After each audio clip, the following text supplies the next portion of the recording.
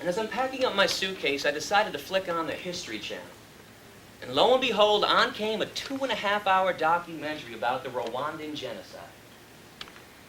Now, like most people, I did not know enough about the Rwandan genocide when it was going on. And there's one going on right now in Darfur in the Sudan that most people have no idea about.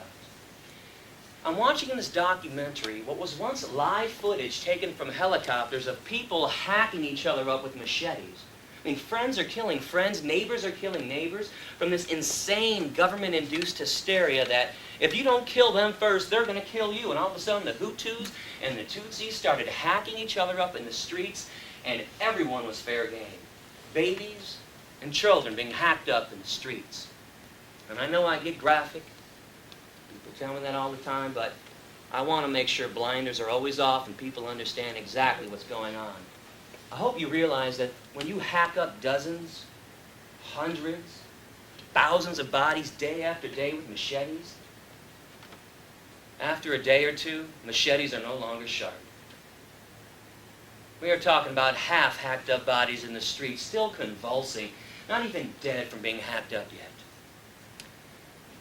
Needless to say, at this point of the documentary, I have stopped packing my suitcase because I'm sitting on the edge of my bed and my jaw is dropped as low as it can be dropped.